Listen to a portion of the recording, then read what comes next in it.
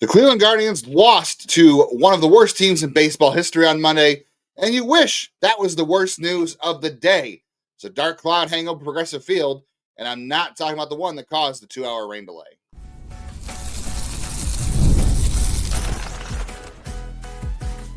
You are Locked On Guardians, your daily podcast on the Cleveland Guardians. Part of the Locked On Podcast Network, your team every day. Welcome on into a Tuesday therapy edition of Locked On Guardians. I'm Justin Lada, host of Locked On Guardians. I have been since October of 2022. My co-host Jeff Ellis, who is off on Monday and didn't have to record this depressing episode, but it is still, I'm going to say, my favorite half hour of the day because we're talking Cleveland Guardians baseball every day for the next half hour. So I hope it's still your favorite too. We cover the Guardians from the majors to the minors, the draft, and everything between. We do it every day. The only podcast that is doing that. And I'm Justin Lada again. I've been hosting this podcast since 2022. I've been watching Cleveland Guardians baseball since I was born, and I have been covering their minor league system since 2007. Shout out to all of our everydayers. Appreciate you all being here and making Locked On Guardians your first listen today, every day, whatever it is you get podcasts, whether you're an everydayer or a first timer. I've got a couple of shout outs today. We got to go to a shout out to happy birthday to Spencer. I know we got to get that on there. We got a couple other ones. Irving Norwood, who's an everydayer. And shout out to everybody who has left a Apple podcast review. CLE fan in Iowa, Arrow Lee DK, and Angry Bear BC. Appreciate all you guys for having some reviews to push some of the trolls down in the order. Unfortunately, on today's show, we have to talk about where things go for the Guardians from here after Monday's news. We'll talk about the Guardians' crushing loss to the Rockies, the worst team in baseball. As if Monday couldn't get any worse for this franchise, we have to start out with Clase being placed on leave. Just darkens the cloud over a Progressive Field.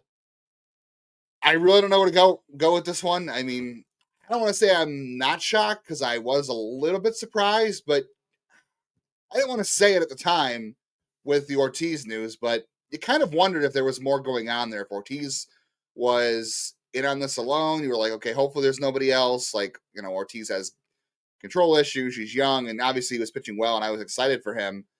But you're hoping it was limited to just him, right? And clearly it wasn't. And now Clase is on paid non-disciplinary leave. Those two are close buddies. I mean, they bonded in spring training over their chicken farms, and they had lockers next to each other. They seem to be very close friends. They looked alike with the same hairstyle, all that kind of stuff. I'm not shocked knowing that. I mean, I was shocked that anybody else was involved, but when you found out somebody else was involved, and it was Emmanuel Clase, I guess I'm not that shocked. I don't know. It is ugly, though. It is ugly. Not only did you lose Ortiz, obviously he's been extended to August 31st, the same timeline as Emmanuel Clase. We don't know the details yet, right?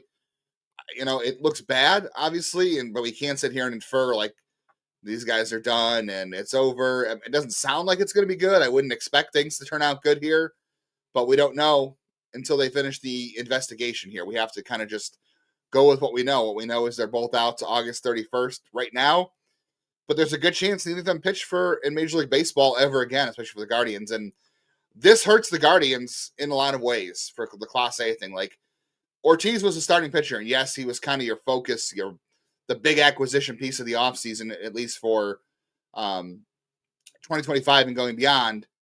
But now this affects the Guardians in multiple ways. Now they don't have Clase closing games, which we saw how that went on Monday. We'll get into that more in the next segment. But now they can't trade him. I'll talk more about the trades in the third segment and what did or what isn't going to happen now. But now you can't trade him. He was probably your most tradable asset if you really wanted to explore that avenue. Now you can't do that. And chances are they weren't going to be able to trade it anyway. They were not. They said they weren't interested. And then when they found out that this was possibly coming down, there was more information. They were pretty much out on trading him at that point anyway, but I'll get into more of that in the third segment. And he blew his first save opportunity after this whole news on Monday night. But if Cade Smith is your everyday closer, and Stephen Vogt said that he's not going to be because they're just going to go by matchup right now, which I'll talk about that in the second segment too, because I don't love that either. But whoever racks up the saves, if they're not on some kind of deal like Clase was, guess what? Arbitration, it goes up.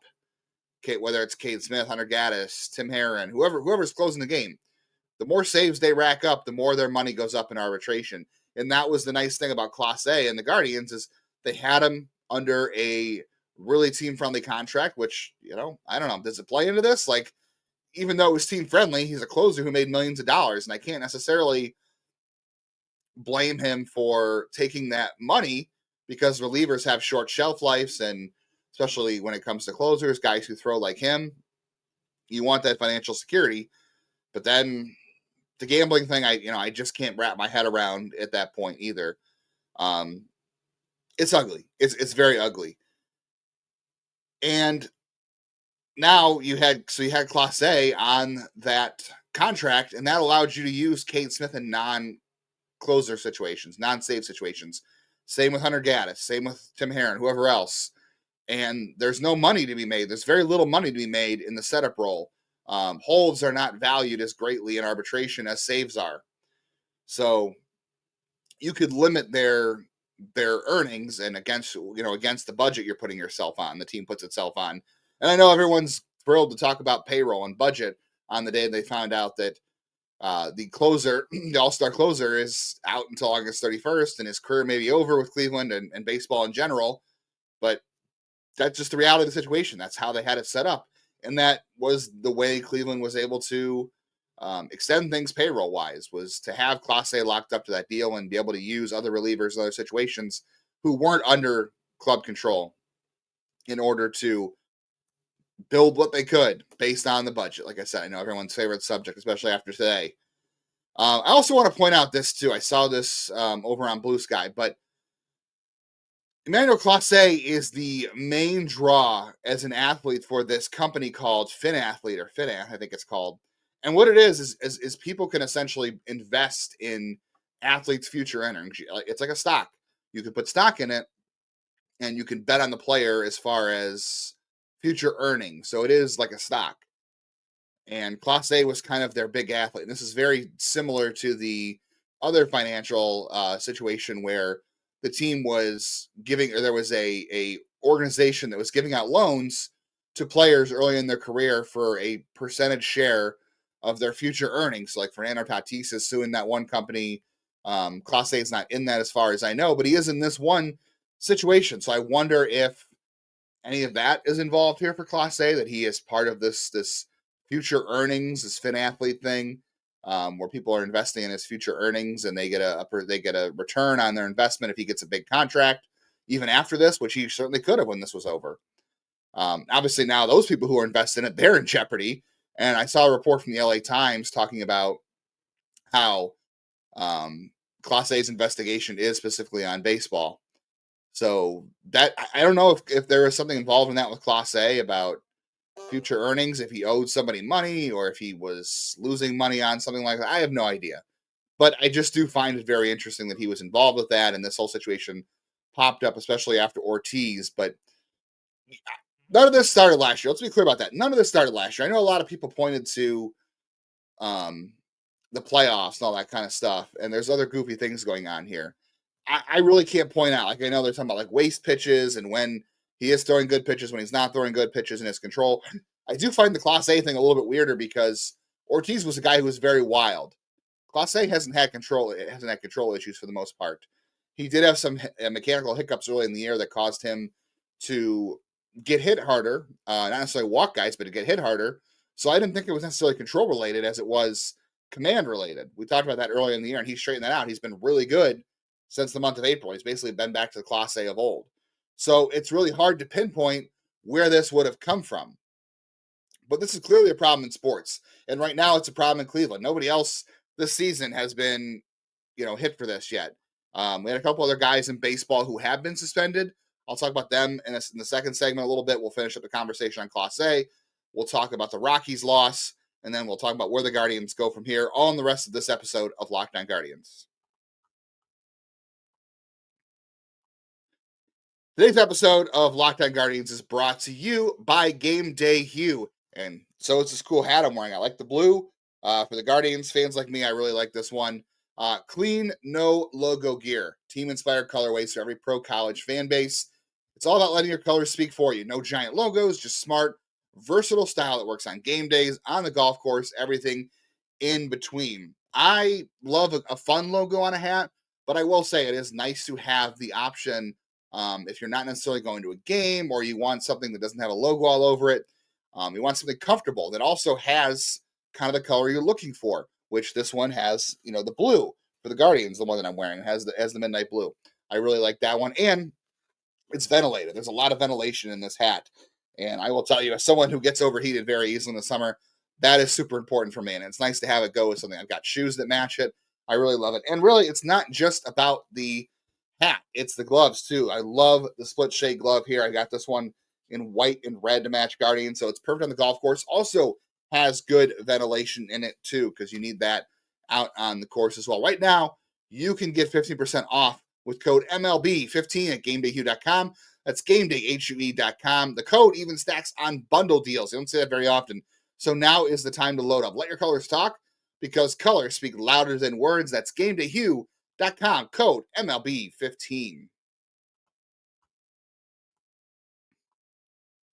Once again, thank you for making Locked On Guardians your first listen today and every day, wherever it is you get podcast. As always, make sure you are downloading on audio wherever you get our podcast so you never miss an episode. And that helps us out a ton if you auto-download it.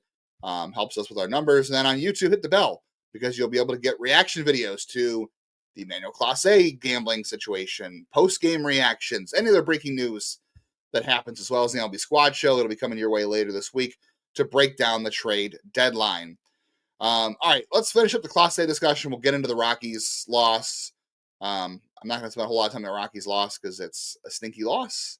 And the day was just crap all over. So let's go back a couple of scenarios, too, with this gambling thing. So Tupaquita Maricano, who's from the Padres, or was from the Padres, he was suspended last year because he was betting on the Padres. He was in the minor leagues at the time, but he was betting on the Padres. They found him guilty. He is now banned for life. Michael Kelly, who's an ex-Cleveland player, I don't think he was betting on the major leagues at the time when he was pitching for Cleveland, but he might have been. It might have been that at that time. But he wasn't betting on the Guardians, and he wasn't pitching in the majors. So he only got a year suspension. There was another player as well who got caught up in that. They only got year suspensions. But the difference was they weren't betting on their own organization. They weren't betting on their own outcomes. They weren't involved in any of that. They were just betting. And they were betting on baseball. I don't know if Kelly necessarily was, but I know Maricano was from the Padres. But obviously, he bet on his own team. The other two guys obviously did not get caught with that. So not as severe for them. And then I know everyone's got an issue with the Ohtani thing. And the difference with the Ohtani thing and the two Guardians players, Ortiz and Clase, is that it sounds like this Ohtani thing was A, a lot more money, and B, had more universal sports relation to it. It wasn't just outcomes on the game he was playing in. It was kind of more of a universal betting issue. And it also sounds like it was happening with non-sanctioned sports books. Not that betting on, whatever sports book of choice you use is legal or better if you're an athlete, but it sounds like what the thing with Ohtani that was going on, and obviously ended up being his interpreter. And, you can believe whether or not the interpreter took the fall for him because Major League Baseball wanted to protect him. That's, your choice. But the situation is the situation. But that seemed like it involved some more outside stuff, not just baseball, not just outcomes, and also illegal, not sanctioned sports book betting. So that's why Ohtani was not. You would think that'd be worse actually, but it sounds like because there was a federal investigation involved, that their investigation was much quicker, and that allowed, and that was happening in spring training, by the way. So that allowed things to move much quicker, and they didn't have to suspend Ohtani. But again, I mean, if it came down to it, I wouldn't be surprised they protected Ohtani because let's be honest, we know what it is. But those are why those situations are a little bit different. I also want to point out this too. I saw a lot of people who were like, well, this is obviously on the players, but they're talking about like vote and front office and the ownership. It's not like Emmanuel Clase and Luis Ortiz were going to Stephen Vogt or going to Chris Antonetti and saying, hey, we're throwing a first pitch ball because we're trying to get our friends paid and we're trying to bet on these first pitch outcomes or something. They're not saying that. Okay. And you can't babysit these guys 24 hours a day. They're adults. They have things going on in the outside lives too. And here's the other thing. When it comes to these first pitch prop bets, it has to be done during the game. So Clase and Ortiz were not on their phones in the dugout or before the game placing these bets. These have to happen, especially Clase. These have to happen right before the first pitch. They don't have access to their phones then. Now, somebody else might have access to their phones, or maybe, and it sounds more like it's somebody else was profiting from them knowing they were going to throw a first pitch ball, if that was the case, if they were proven guilty. So somebody else was tipped off to this, and that's why those bets are raising flags. So you can't sit there and say, well, the management's got to get out of it. The front office, the ownership has to control this.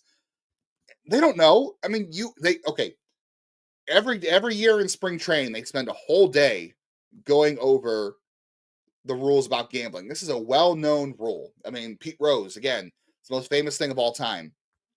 They go over this in spring training. They spend time on it.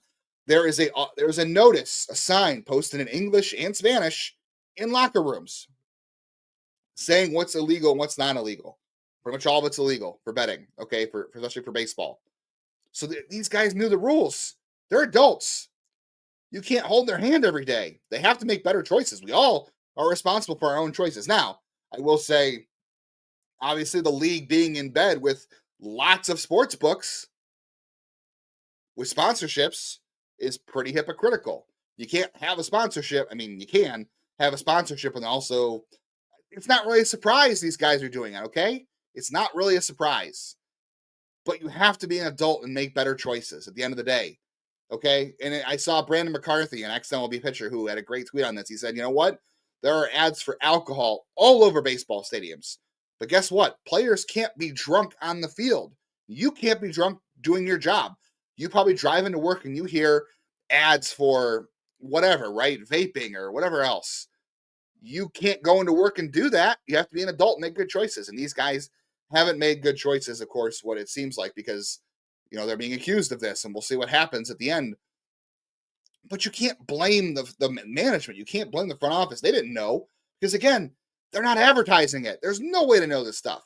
And obviously, if Emmanuel Clase is going up to Carl Willis and saying, hey, I'm throwing a first pitch ball because I'm trying to get somebody paid, Carl Willis, unless he's pulling a, I don't know, if he's in on it, which I'm sure he's not, but he's going to say something. And that's obviously bad for the team. So there is a whole indication here of like, yes, you have to have your house in order.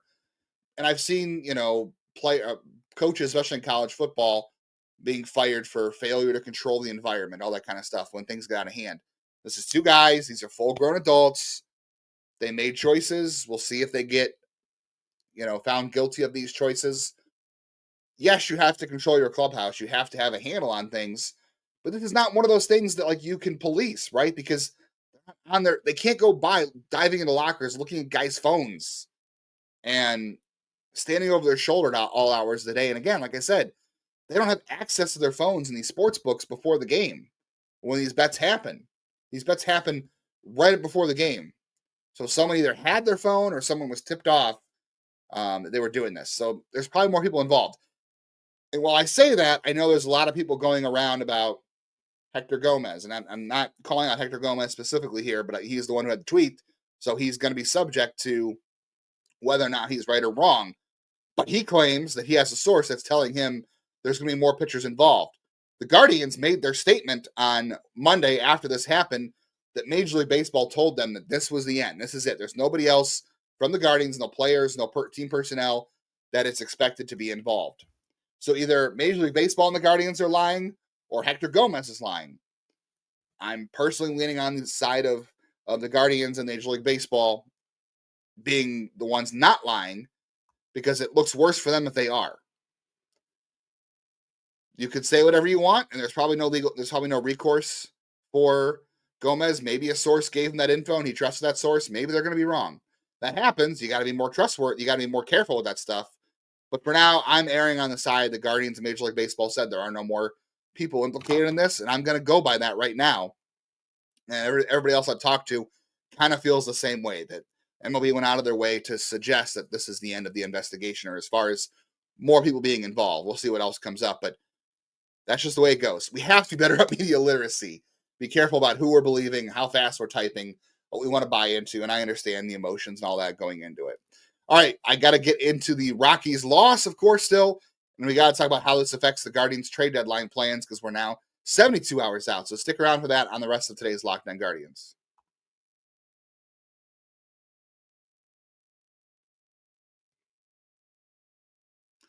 All right, so really would have been nice to have a win against the Rockies to kind of ease the sting of what happened on Monday, of the news. And it was off to an awful start, right? Bradley Blaylock has terrible numbers this year. And the guy came in and threw 6 shutout innings. He almost doubled his strikeout total. He came into the season or this game with 9 strikeouts in like 27 innings. And he walked out with 6. He nearly doubled his strikeouts in 6 innings out of his entire season. That wasn't good. But then the offense came storming back, and they had 4 runs in the 7th inning off Jake Bird and Victor Vodnik. Bo Naylor, I mean, Jake Bird came in and walked 2 guys, and then Bo Naylor came up and pinched hit for Austin Hedges and was immediately down 0-2. And I'm like, how can you be down 0-2 against the guy and Chase who just walked 2 batters to start the inning? And then Bo Naylor, hits an 0-2 home run. They're tied, or for 3-run homer, they're tied. They end up taking the lead 4-3. And that was great. And then they tacked down another run. It was 5-3. And then Hunter Gaddis allows a run. And then, of course, Cade Smith, was kind of all over the place, got hit in the 9th inning, and then they didn't come back. It's just one of those days where it would have been really nice to have a win. And of course, you got the offense to come back in this one. And the bullpen without Emmanuel Clase blows it. Now, they just blew one on Saturday with Clase in the bullpen, but obviously it's going to be blown up 10 times worse, and it's going to be magnified because of the situation, and it sucks.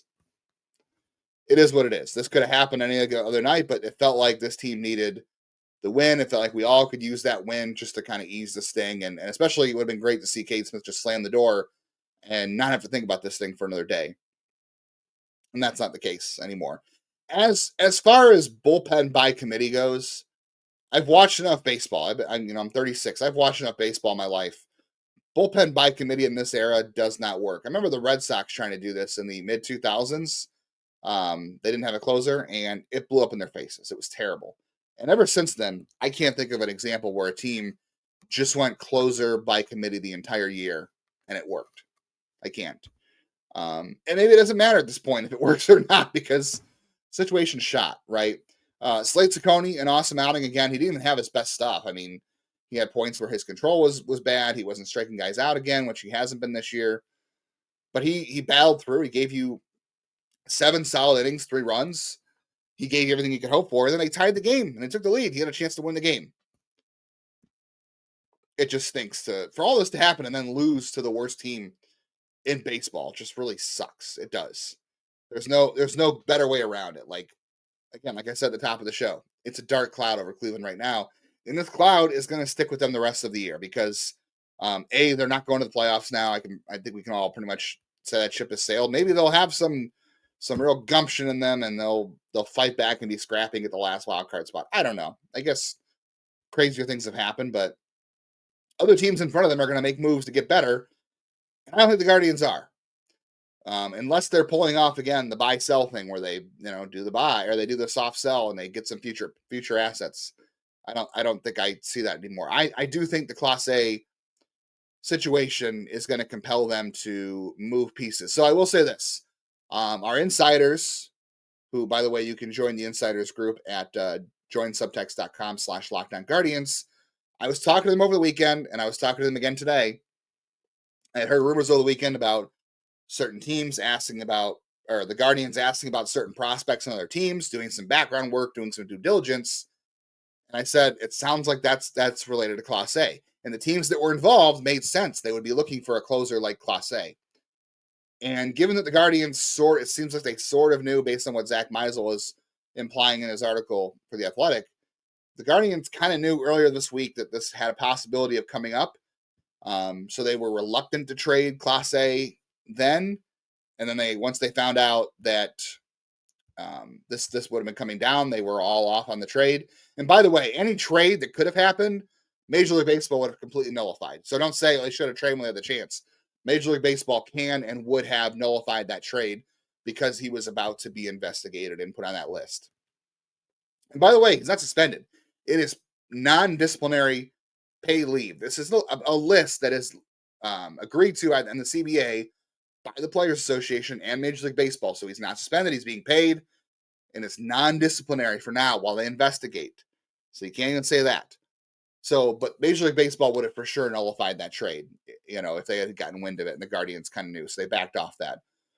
But now, hearing the names I heard, hearing the teams I heard, I also think that there is a possibility that those teams were in on maybe a Shane Bieber, probably more likely Stephen Kwan. That doesn't mean that trade's going to happen. I said all the insiders. I said this doesn't mean it's going to happen, but here's what I'm hearing. Here's the names, here's the teams. And then the people I was talking to maybe made it seem like it was going to be Clase. And the names sort of made sense around Clase, but he was your most tradable asset. He was going to carry more value than Stephen Kwan. So I don't want to sit here and say, guaranteed they're trading Stephen Kwan now.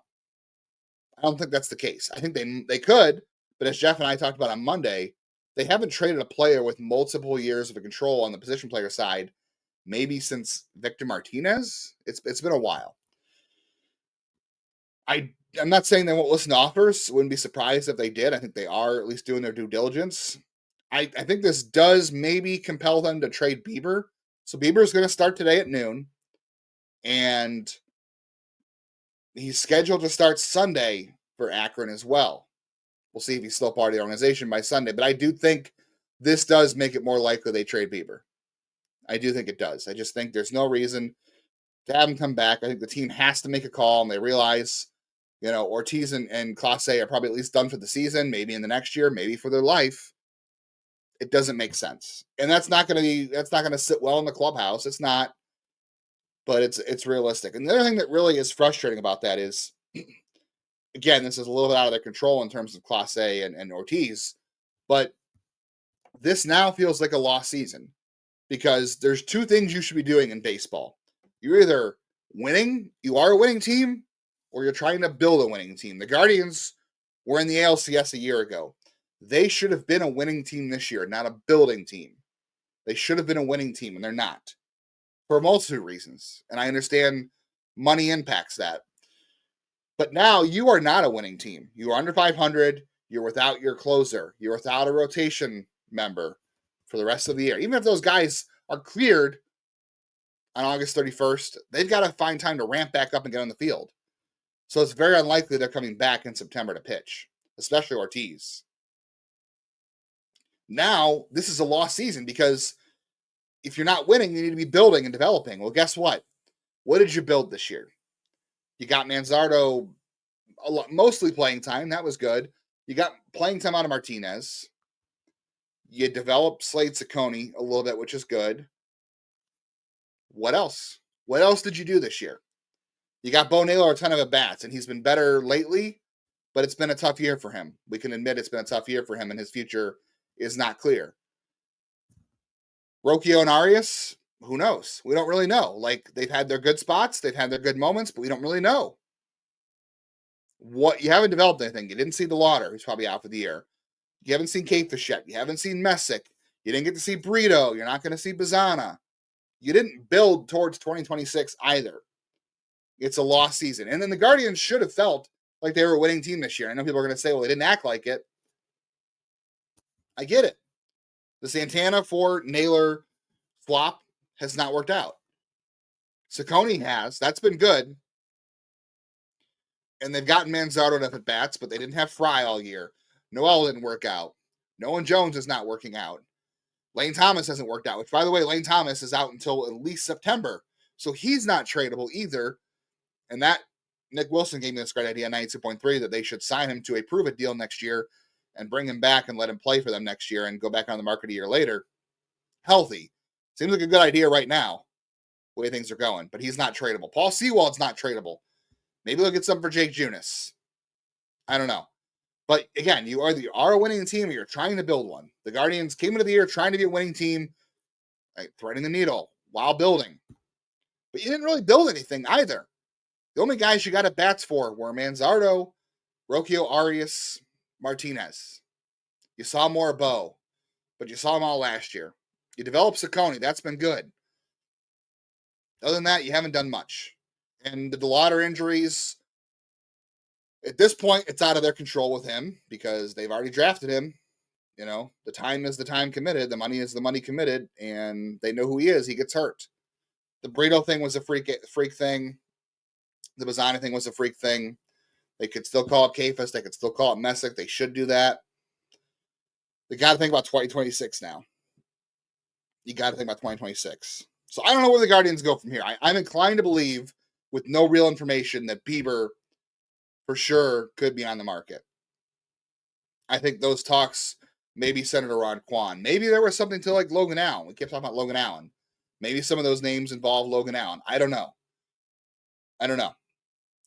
But the Guardians didn't win this year. There's still a chance, I suppose. But they were making a comeback to a playoff spot, and now they have no Clase. They just lost to the Rockies. There's a cloud hanging over them right now. It stinks. It really stinks. And now I think they have to pivot to 2026. And they've already spent all this time this year on not building towards 2026. And it's going to be hard to do it because you're not going to see, DeLauder and Brito this year. You're not going to see Bazzana this year. The only guys you got a chance to see are going to be Kafis and Messick. Do it sooner than later. All right. Be back tomorrow. Hopefully no 2-hour rain delay. Hopefully no more gambling issues. We'll talk Guardians Rockies Game 2. We will give you an update on Shane Bieber's rehab start on Tuesday. And we'll keep an eye on all the trade news. If things heat up at all, you can get all that here, whether it's the episodes, reaction videos, all that and more. Always here, and our insiders will have the information first, so join over there at joinsubtext.com/LockedOnGuardians. Thank you all for being an everydayer. Thank you all for being here whenever you are here. Again, still our favorite half hour of the day. We're still talking Guardians. It's still good, even when it's bad. It's therapy, or, it's supposed to be a good distraction. We're trying to make it that. And I think talking baseball, no matter how good or bad, is still a good way to spend a half hour. So I hope you enjoyed it. We enjoy all of you. We appreciate all of you. We'll be back tomorrow. And in the meantime, go, Guardians, go.